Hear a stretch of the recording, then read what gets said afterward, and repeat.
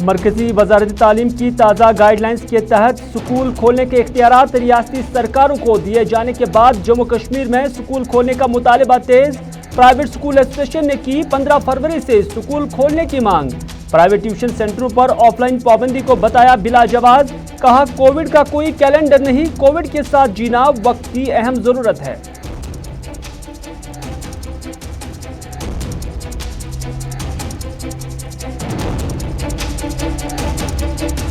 Medical कॉलेजों में तैनात डॉक्टरों की प्राइवेट प्रैक्टिस से मुतल्लिक चावला रिपोर्ट के बाद वादी के डॉक्टर साहिबान ने भी रद्द-ए-अमल का किया इजहार। कहा प्राइवेट प्रैक्टिस से तालिब इल्मों की तालीम हो रही है मुतासिर, अस्पतालों में कामकाज भी हो रहा है खराब। प्राइवेट प्रैक्टिस पर मुकम्मल पाबंदी की दोहराई मांग।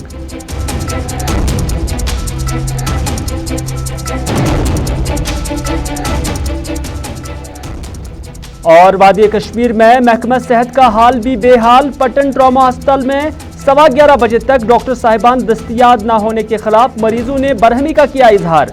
जवालापुरा बड़गाम में साल 2014 में अस्पताल की संग बुनियाद क्या रखी गई कि 8 साल के बाद भी इमारत है तशनीह तकमील।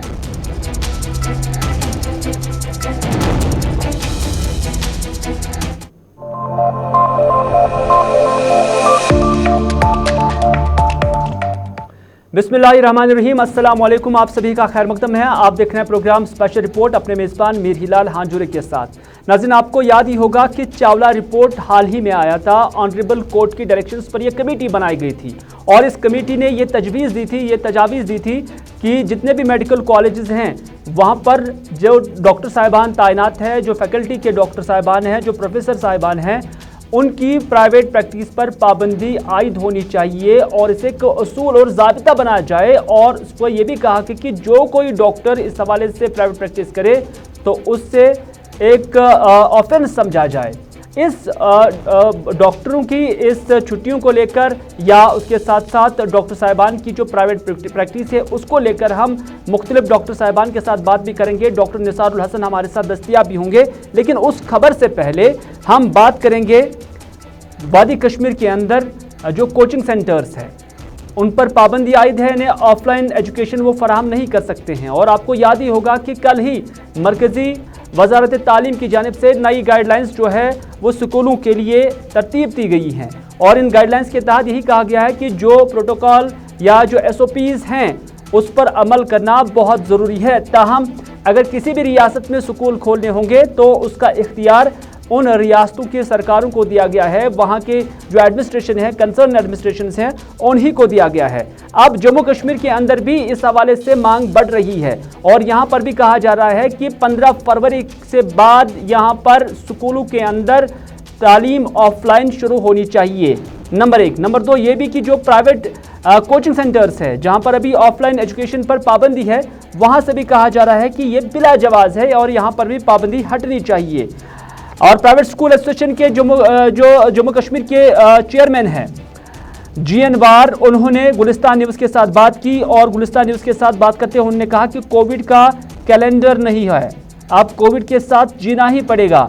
कोविड की वजह से हर शोबे को मुतासिर ना किया जाए। GN वार ने क्या कुछ कहा है, आइए देखते हैं। अब 2 साल 7 महीने हो गए, बच्चे घरों में हैं। बच्चों की बात नहीं, पेरेंट भी इस वक्त डिप्रेशन का शिकार हैं। इतने सारे पेरेंट सड़कों पे आ गए, बच्चे सड़कों पे आ गए। आप इसको सोशल मीडिया को देखिए, किसी मीडिया को देख लीजिए, इस वक्त कितने बच्चे, वालिदैन, इस वक्त न स्कूलों का मामला है, न कोचिंग जो इस वक्त चलाते हैं ना उनका मामला, इस वक्त सोसाइटी का मामला है, पेरेंट्स का मामला है, बच्चों का मामला है कि वो इंतहाई डिप्रेशन के शिकार है। बहुत परेशानी है इस वक्त और खासकर बच्चों में बिहेवियरल चेंजेस, एटीट्यूडल प्रॉब्लम्स, बहुत सारी जो इस वक्त समस्याएं हैं, जो इस वक्त मुश्किलात हैं। नाज़रीन, आप जानते हैं कि जम्मू कश्मीर के अंदर भी जुम्मा के दिन बाद दोपहर ही लॉकडाउन लगता था और उसके बाद वीकेंड लॉकडाउन भी होता था, लेकिन आज उसमें किसी हद तक रियायत दी गई है। अब ये लॉकडाउन रात 9 बजे से शुरू होगा और ये सुबह 6 बजे तक, जो सोमवार है, मंडे का दिन है, तब तक जारी रहेगा। तो इस तरह से लॉकडाउन का जो प्रोसेस से पहले हुआ करता था उसमें अब किसी हद तक जम्मू कश्मीर की सरकार ने रियायत दी है। लेकिन हम इस लॉकडाउन के साथ साथ अब बात करते हैं मुख्तलिफ प्राइवेट कॉलेजों की, मेडिकल कॉलेजों की, खासतौर पर चाहे सिकिम्स का मेडिकल कॉलेज हो या गवर्नमेंट मेडिकल कॉलेज श्रीनगर हो, जहां पर फैकल्टी जो मेम्बरान हैं, जो प्रोफेसर साहिबान हैं, उनको हम देखते हैं कि वो 4 बजे के बाद या 5 बजे के बाद जब उनकी छुट्टी होती है तो वो प्राइवेट प्रैक्टिस करते हैं। और चावला रिपोर्ट भी इस हवाले से आया हुआ था और उस चावला रिपोर्ट में यही कहा गया था कि प्राइवेट प्रैक्टिस पे पाबंदी आयद होनी चाहिए। क्यों आयद होनी चाहिए, आपको उस चीज़ का खुद भी जो है खुलासा होगा, ऑब्जर्वेशन होगा। आपने महसूस किया होगा डॉक्टर साहिबान का मूड और मिजाज सरकारी अस्पताल में एक और प्राइवेट क्लिनिक पर दूसरा होता है। क्यों होता है वो आज हम बात करेंगे। आपको इस बात का भी एहसास होगा कि डॉक्टर साहिबान जिस लगन से प्राइवेट अस्पताल या क्लिनिक पर अमराज का मुलाहजा करते हैं, सरकारी अस्पतालों में वैसा नहीं होता है। खुदा ना खास्ता जब आपको सरकारी स्तर पर सर्जरी से गुजरना पड़ा होगा तो वहां आपको 2-3 माह की तारीख सर्जरी के लिए लेनी पड़ी होगी, जबकि वही डॉक्टर प्राइवेट अस्पताल में 24 घंटे के अंदर अंदर, यानी 24 घंटे की मुद्दत के अंदर अंदर ही वही सर्जरी आपको प्राइवेट सतह पर करा सकता है। और जो पढ़ाने वाले प्रोफेसर साहिबान हैं हमारे ऐसे इंस्टीट्यूशंस में, ऐसे मेडिकल कॉलेजेस में, आपने वहाँ पर भी देखा होगा कि जब पढ़ाने वाला डॉक्टर साहब या कोई प्रोफेसर साहब वहाँ पे होगा और अगर वो प्राइवेट प्रैक्टिस करता होगा और उसके बाद प्राइवेट प्रैक्टिस करने के बाद थका हारा जब वो हॉस्पिटल आता है तो उसमें वो ताकत नहीं रहती है, वो एनर्जी नहीं रहती है। नतीजा ये है कि जिन डॉक्टर स्टूडेंट्स को वो पढ़ाते हैं तो वो मुतासिर हो जाता है, उनकी एजुकेशन मुतासिर हो जाती है और नतीजा ये निकलता है कि जो प्रोडक्शन इन हॉस्पिटल से डॉक्टरों की शक्ल में निकलनी चाहिए वो प्रोडक्टिव नहीं होती है, वो क्वालिटेटिव नहीं होती है।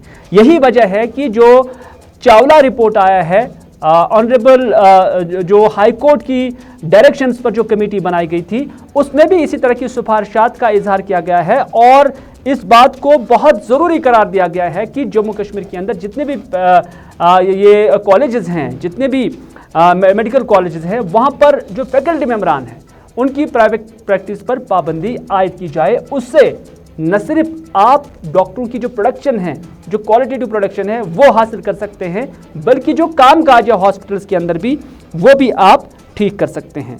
तो क्या ये चीज़ें हो सकती हैं, ये जानने के लिए इस वक्त हमारे साथ है डॉक्टर निसारुल हसन जो कि एसोसिएट प्रोफेसर है और डॉक्टर्स एसोसिएशन कश्मीर के प्रेसिडेंट भी है। उनसे ही हम जानना चाहेंगे।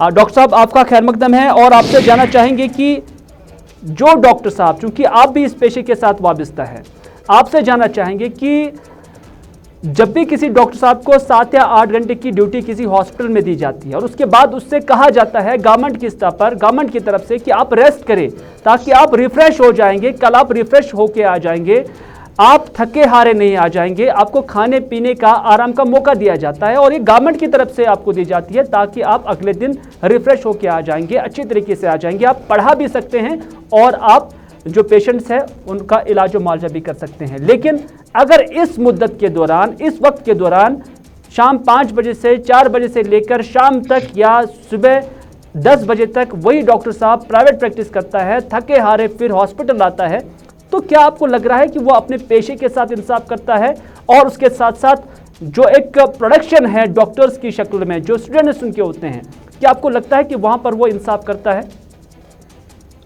हिलाल साहब, बिल्कुल नहीं। कश्मीर के हवाले से यहाँ उल्टा है। यहाँ रात भर आप सरकारी अस्पताल जो है, यहाँ पे जो भी डॉक्टर साहिबान वहाँ पे है, वही कश्मीर में अनफॉर्चुनेटली यहाँ के प्राइवेट अस्पताल चलाते हैं। ये वाहिद इलाका है जहाँ आपके प्राइवेट अस्पताल सरकारी डॉक्टर्स चलाते हैं। It is ironic. तो होता क्या है, यहाँ पे जो सरकारी डॉक्टर हैं वो प्राइवेट हॉस्पिटल में रात भर काम करते हैं सुबह तक। उसके बाद जब वो सरकारी अस्पताल में आते हैं तो वो वहाँ पे रेस्ट करते हैं। तो वहाँ पे क्या होता है, जितने भी ट्रेनीज या मेडिकल स्टूडेंट्स हैं उनके हवाले किया जाता है और मुझे लगता है जब वो रात भर सर्जरी करते हैं, प्रोसीजर्स करते हैं, उसके बाद जब वो सरकारी अस्पताल में जाते हैं, they go there for rest only, they go there for a cup of tea only.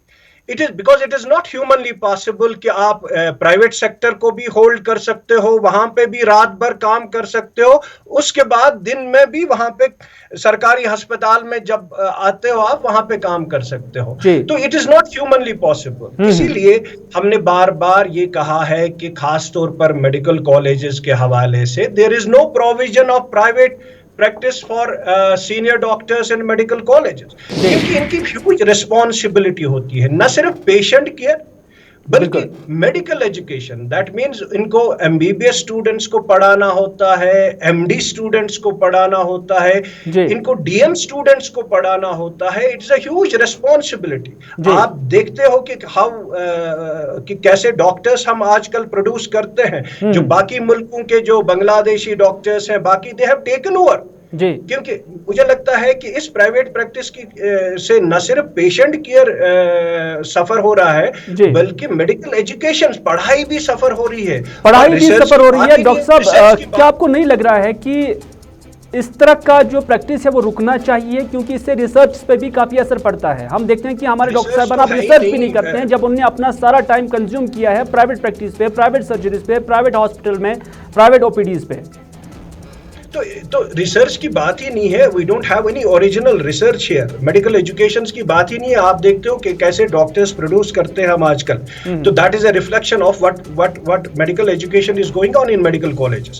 तो ये हम बार बार कहते हैं कि ड्यूअल प्रैक्टिस से मेडिकल कॉलेजेस जो इंस्टीट्यूशंस है जिनका पर्पस है कि आप यहाँ पे एडवांस्ड केयर के लिए और रिसर्च के लिए, उनका पर्पस सर्व ही नहीं होता है। इसीलिए बार बार हमने कहा है कि प्राइवेट प्रैक्टिस को आप मेडिकल कॉलेजेस में बैन करो।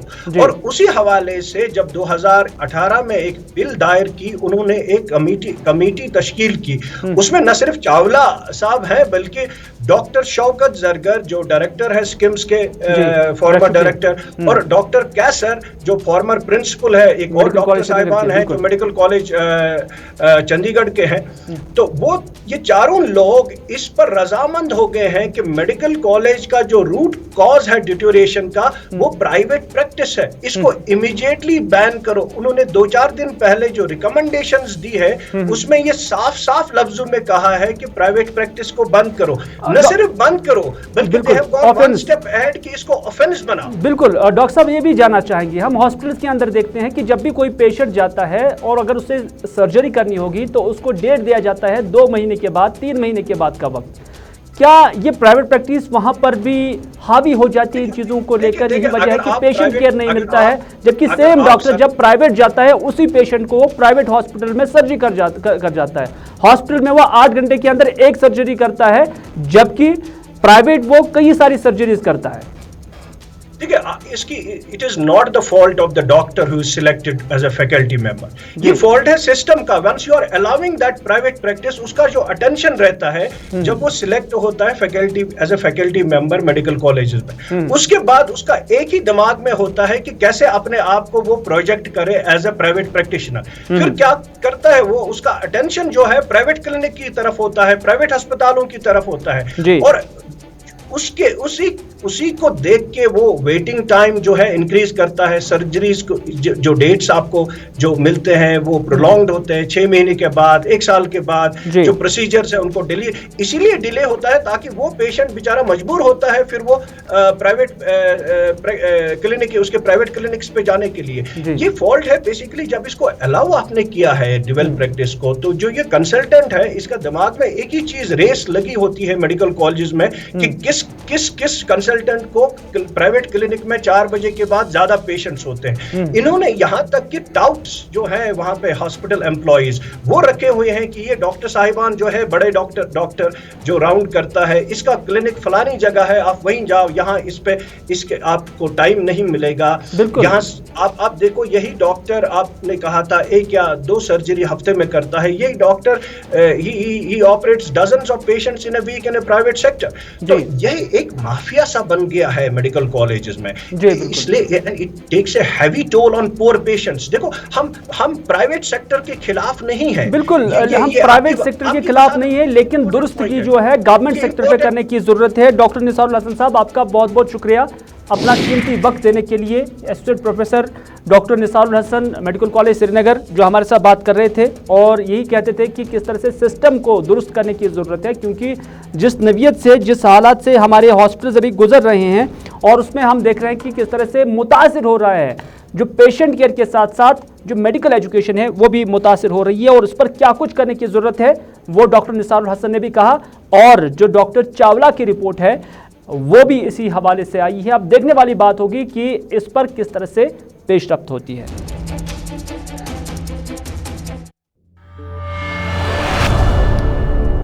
क्योंकि हम कहते हैं कि सिस्टम ठीक नहीं है, ख़ासतौर पर महकमा सेहत का जब हम जिक्र करते हैं, हम ये भी कहते हैं कि महकमा सेहत की सेहत ठीक नहीं है, क्योंकि अगर महकमा सेहत की सेहत ठीक होती तो आज पट्टन के अंदर 11:30 बजे, 11:15 बजे तक डॉक्टर आए हुए होते और लोग इंतजामिया के तई बरहमी का इजहार नहीं करते। जो यहाँ का बीएमओ होगा, जो यहाँ का सुपरिंटेंडेंट होगा, जो यहाँ का सीएमओ होगा, उसकी ये जिम्मेदारी बनती है, क्योंकि इस चीज़ के लिए, इस ड्यूटी के लिए उसे पे किया जाता है। और अगर 11:30 बजे या 11:15 बजे तक भी डॉक्टर साहब यहाँ पर नहीं आएंगे और उसके बाद लोग जब पहुँच सकते हैं, जिन्हें प्राइवेट गाड़ियों में आना पड़ता है, जिन्हें पब्लिक गाड़ियों में आना पड़ता है, तो डॉक्टर साहब अपनी गाड़ी में क्यों नहीं आ सकते हैं? ये एक सवाल है। क्या है पटन के लोग क्या कहते हैं? 11:15 बजे तक डॉक्टर साहब क्यों नहीं आए हुए थे और इसकी वजह से उन्हें किन मुश्किलात का सामना करना पड़ रहा है? आइए देखते हैं। कि इस वक्त ओपीडी के बाहर आप देख सकते हो कितने बंदे इस वक्त खड़े हैं, ये सब के सब पेशेंट्स हैं।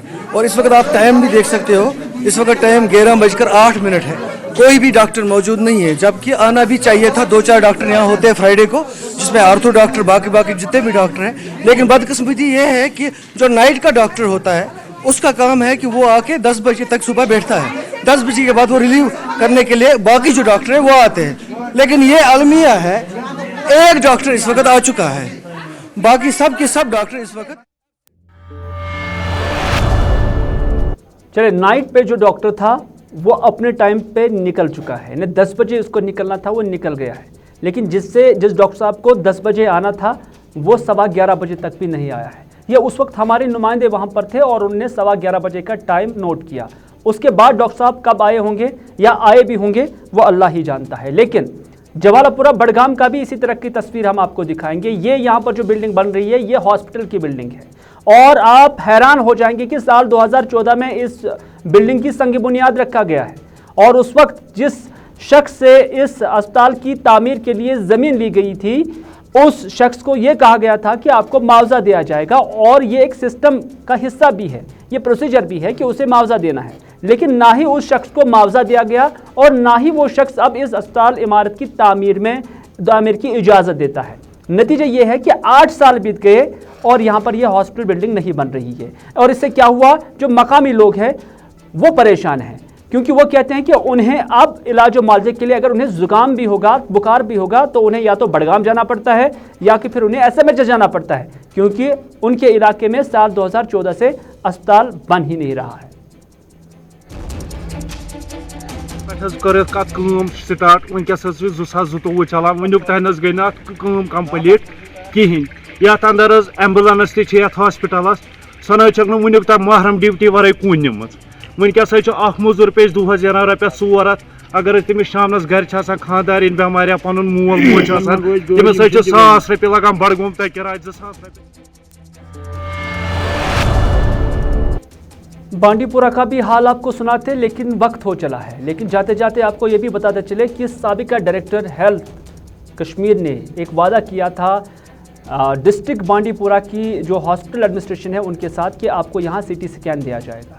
2 साल बीत गए लेकिन अभी तक CT स्कैन नहीं आया है और CT स्कैन के लिए वहाँ पर जगह भी बनाई गई है, कमरा भी बनाया गया है जहाँ पर वो करना था। लेकिन अगर कुछ नहीं है तो वहाँ पर CT स्कैन की मशीन नहीं है। और भी खबरें थी हेल्थ के बारे में, क्योंकि महकमा सेहत की सेहत ठीक नहीं है। और भी बोलते लेकिन वक्त हो चला है। इसी के साथ दीजिए अपने मेज़बान मीर हिलाल हांजुरी को आज का स्पेशल रिपोर्ट यहीं पर इख्तिताम करने की इजाज़त, इस वादे के साथ कि अगर ज़िंदगी रही तो आपसे फिर होगी मुलाकात। तब तक के लिए खुदा हाफिज़, फ़ी अमानिल्लाह।